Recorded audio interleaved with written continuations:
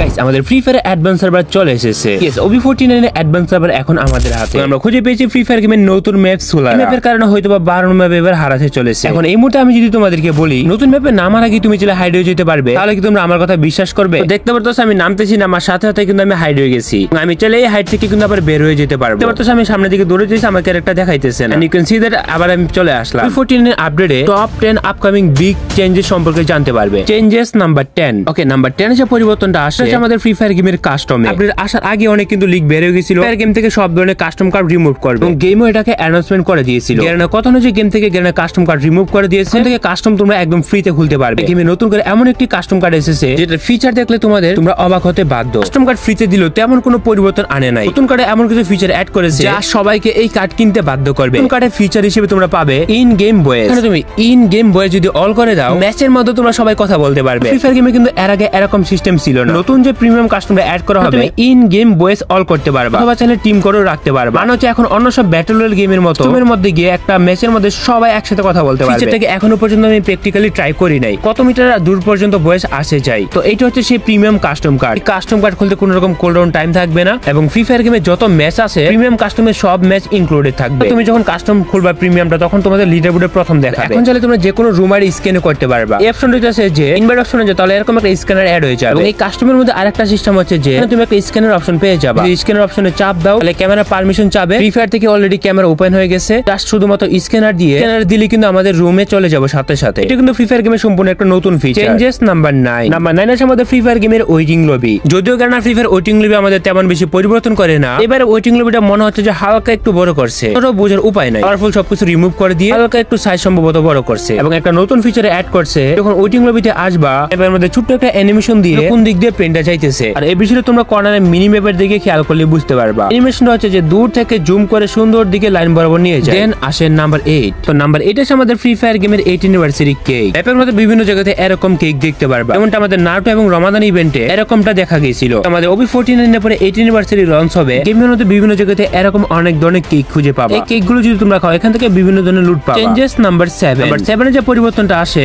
তো পার্মানেন্টলি এরকম লাইনগুলো অ্যাড করবে। বিশেষ কিন্তু আমরা উইন্টার ইভেন্টে এরকম লাইন দেখতে পাইছি। এই লাইনগুলোর মাধ্যমে আমরা এক জায়গা থেকে অন্য জায়গায় ইজিলি যেতে পারবো। Changes number 6। নাম্বার 6 আছে আমাদের ফ্রি ফায়ার গেমের ইনফিনিট এয়ার ড্রপ। আমাদের এই এয়ার ড্রপ গুলোকে গেরানা করে দিয়েছে infinite air drop. Air drop থেকে এখন তোমরা যতক্ষণ পর্যন্ত ততক্ষণ লুট করতে পারবা। ইনফিনিট এয়ার ড্রপটি আসবে আমাদের 8 অ্যানিভার্সারি উপলক্ষে। এই ইনফিনিট এয়ার ড্রপ গুলো ফ্রি ফায়ার গেমের সবগুলো ম্যাপের মধ্যে अवेलेबल হবে। This is only for BR map. Infinite air ড্রপের যে বিষয় হইতেছে, আমাদের এই এয়ার ড্রপ গুলো যে আমাদের ম্যাপের মধ্যে পাওয়া যায়, ম্যাক্স করে ফেললে কিন্তু একটা এয়ার ড্রপ আর ব্যবহার করা যায় না। নতুন এই ইনফিনিট এয়ার ড্রপটাকে গেরানা এমন একটা সিস্টেম করতেছে, এখান থেকে লুট তোমরা আনলিমিটেড করতে পারবে। এটা শুধু চারিদিক দিয়ে ঘুরতেই থাকবে এবং চারিদিক দিয়ে ঘুরে আসলে যে লুট গুলো পাওয়া যাবে ওইগুলো সামনের দিকে ইজিলি দেখিয়ে দেবে। তো এই এয়ার ড্রপটার মাধ্যমে তোমরা যতক্ষণ ইচ্ছা ততক্ষণ পর্যন্ত লুট করতে পারবে। খুবই ইন্টারেস্টিং, তাই না? এখানে প্রায় আমি অনেকক্ষণ সময় দাঁড়িয়েছিলাম এবং মোটামুটি ভালো লুটই দিয়েছে। তো এটা আমাদের গেমে আসবে শুধুমাত্র 8 অ্যানিভার্সারি উপলক্ষে। এটা যতক্ষণ পর্যন্ত কুক হবে ততক্ষণ পর্যন্ত লুট হতে থাকবে। আই হোপ যে তোমরা বিষয়টা বুঝতে পারতেছো ইনফিনিট মানে কি বোঝায়। Changes number 5। নাম্বার 5 এর যে পরিবর্তনটা করা হয়েছে আমাদের ফ্রি ফায়ার গেমের ট্রেনিং গ্রাউন্ডে। ট্রেনিং গ্রাউন্ডে একটা ছোটখাটো পরিবর্তন করা হয়েছে। এখানে তোমরা চাইলে গান কিনতে চাইলে একই জায়গা থেকে গানে চাপ দিলে গান কিনা হয়ে যাবে। ট্রেনিং এর মধ্যে এসে তুমি যে কোনো ক্যারেক্টার চেঞ্জ অথবা আপডেট করতে পারবা। ট্রেনিং এসে অনেকেই অনেক ধরনের ক্যারেক্টার ট্রাই করতে চায়। এখন থেকে গেরানা নতুন সিস্টেম অনুযায়ী যে কোনো প্লেয়ার যে কোনো ক্যারেক্টার এসে এখানে এক্সপেরিমেন্ট করতে পারবে। মানে কোন ক্যারেক্টার কি কাজ, কোনটা ব্যবহার করা যায়, এখানে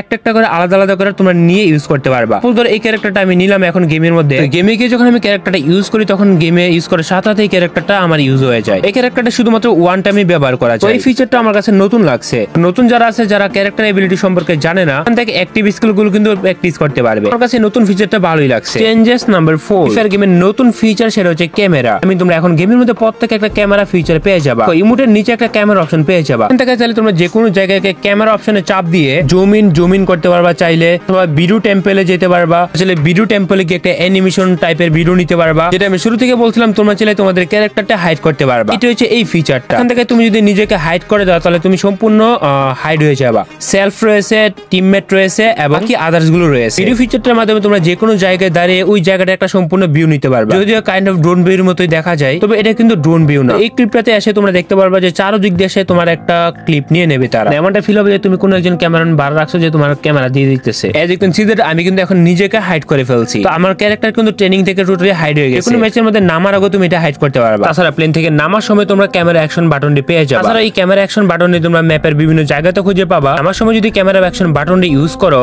অপশন পেয়ে যাবা hide self and teammate. Hide বাটনটা ক্লিক করে তুমি যখন নামবা তোমার ক্যারেক্টার সম্পূর্ণটা হাইড হয়ে যাবে। কারণ কথা হইতাছে এইটা নামার সময় যদি হাইড হয়ে যায় তাহলে নামার পর কি এনিমি আমাদেরকে দেখতে পারবে? এই বিষয়টা আমি নিজে এখনো পর্যন্ত এক্সপেরিমেন্ট করি নাই, বিকজ এখনো পর্যন্ত কোনো টিমমেট অথবা রিয়েল এনিমি গেমে আসে নাই। পর্যন্ত কয়েকজন মানুষকে শুধু অ্যাডভান্স সার্ভার লিমিটেড দেওয়া হয়েছে। কোন অবস্থায় তুমি চাইলে এটাকে রেকর্ড করতে পারবা অথবা চাইলে ছবিও তুলতে পারবা। এখন আমি যদি তোমাদেরকে আরেকটু ভালোভাবে দেখাই তাহলে দেখতে পারবা নামার সময় যখন আমি নামলাম তখনও কিন্তু আমাকে হাইড দেখাই যাচ্ছে। তবে ক্যামেরা অ্যাকশন বাটনটি ক্যান্সেল দেওয়ার পর আমি কিন্তু সরাসরি আবার চলে আসলাম গেমে। দেখতে পাই কিনা পাই না আমি নিজেও জানি না। তোমাদের কি মনে হয় এনিমি কি দিকে দেখতে পাবে? এক কথা বলতে গেলে ইনভিজিবল হয়েছে ম্যাচের মধ্যে। তবে ওয়েট গাইস, তোমরা যারা বাংলাদেশের মধ্যে 100% ট্রাস্টের সাথে ফ্রি ফায়ারে ডায়মন্ড টপ আপ করতে চলে যাও ফেথ টু টপ আপে। এখানে তোমরা বাংলাদেশের মধ্যে সবচেয়ে কমে ফ্রি ফায়ার ডায়মন্ড পেয়ে যাবে। এই সাইডে তোমরা উইকলি মান্থলি থেকে শুরু করে কিছু প্রায় অন্য সাইডের তুলনায় অনেক কমে পেয়ে যাবে। আর বেসিক্যালি আমি অলওয়েজ এখান থেকে টপ আপ করে কোনো রকম ঝামেলা ছাড়াই তো গেম ইউআইডি দিয়ে নিজের ডায়মন্ড নিজে টপ আপ করে নেওয়া যায়। সত্যি বলতে প্রাইস কম থাকার কারণে আমি নিজেই করি। লিংক পিন কমেন্টে দেওয়া আছে। চেঞ্জেস নাম্বার 3, এই ম্যাপের ওভারঅল দিক বিবেচনা করলে কেমন হবে? আমরা যদি এই মুহূর্তে কম্পেয়ার করি বারমুডা ম্যাপ ভার্সেস এই আমাদের সোলারা ম্যাপ, কি বারমুডা ম্যাপ থেকে বেস্ট হতে চলেছে? আই থিংক এটা আমাদের গেমের আপকামিং বারমুডা ম্যাপের থেকে বেস্ট ম্যাপ হবে। শুরুর দিক হয়তো ভালো নাও লাগতে পারে, কি আমরা অ্যাকুয়ারিয়ামে যাই এবং রিয়েলিস্টিকের মতোই একটিমি মাছ আমরা নদীর মধ্যে দেখতে পাই। এটা হচ্ছে একটা আর্টিফিশিয়াল অ্যাকুয়ারিয়াম, এখানে বড় ছোট মাছ থেকে অনেক ধরনের মাছই বেশি ওঠে। এই ম্যাপের মধ্যে আমি যদিও বেশি ম্যাচ খেলি নাই, অনেকক্ষণ খেলার পরে বুঝতে পারলাম যে এক জায়গা থেকে অন্য জায়গায় অনেক উঁচু নিচু জায়গা আছে। ম্যাপটা বানানো হয়েছে পাহাড় আর পাহাড়ের উপর বেস করে। বারমুডা ম্যাপে কিন্তু এত বেশি পাহাড় নাই, এই ম্যাপের মধ্যে তুমি অতিরিক্ত পরিমাণ পাহাড় দেখতে পাবা। 4-5টা ম্যাচ খেলছি, এক জায়গা থেকে আরেক জায়গায় গেলে দেখা যায় শুধু নিচের দিকে নামতেছি, নিচের দিকে যদি উপরের দিকে উঠতেছে একদম মিডলে তখন দেখা যায় অনেক বড় বড় পাহাড়। এখানে কিন্তু আমাদের গেমে থাকা বাকি সবগুলো ম্যাপকে একটা অ্যাডজাস্টমেন্ট করে এই ম্যাপটা বানানো হয়েছে। এই ম্যাপটি বেস্ট হওয়ার আরো অনেকগুলো কারণ আছে যার কারণে আমার বেস্ট মনে হয়েছে। এক জায়গা থেকে অন্য জায়গায় ইজিলি শিফট হওয়া যায় এবং এই ম্যাপের সময় সাথে সাথে রং পরিবর্তন করতেছিল। যখন গেম খেলতেছিলাম তখন সময় 5টা থেকে 6টার সময়, তো ওই সময়ে আকাশের রং আমাদের দিকে যেমন ছিল দিকে সূর্য আস্তে আস্তে অস্ত যেতে থাকে। এই ম্যাপের মধ্যে আমি দেখতে পাই যে সূর্য আস্তে আস্তে অস্ত চলে যায় এবং আমাদের সময় যখন একদম মাথার উপরে থাকে তখন এই ম্যাপের সূর্য মাথার উপরে থাকে। কথা বলতে গেলে আমাদের বাংলাদেশে যে সময়টা আছে ওই সময়ের উপর বেস করে এর ওয়েদার পরিবর্তন করে। এই ম্যাপের মধ্যে এত উঁচু উঁচু স্থান এবং পাহাড় রয়েছে, এছাড়া যদি গেম না খেলো তাহলে বুঝতে পারবে না। ইউ ক্যান সি দ্যাট এই ম্যাপের মধ্যে শুধু পাহাড় আর পাহাড়, এত পরিমাণ পাহাড় রয়েছে নিচ থেকে উপর পর্যন্ত দেখাই যায় না। এই ম্যাপ নিচের দিকে এত পরিমাণ ঢালু, নিচে কি আছে সেটা দেখারও উপায় নাই। যেমন আমরা বারুণা ম্যাপের একটা পিককেই ধরি, বারুণা ম্যাপের পিক কিন্তু একটা বড় জায়গা নিয়ে করা হয়েছে। এখানে যে বাড়িঘর অথবা জায়গাগুলো আছে 3-4টা ঘর পরপুরি একটা জায়গা হয়ে গেছে। তো পাহাড়ের উঁচু নিচু ঢালুর কারণে তেমন বাড়িঘর থাকে না। এই ম্যাপের মধ্যে যে একটা নির্দিষ্ট স্থানে নামে তুমি সম্পূর্ণ লুট করে ফেলবা, এটা সম্পূর্ণটা ভুল।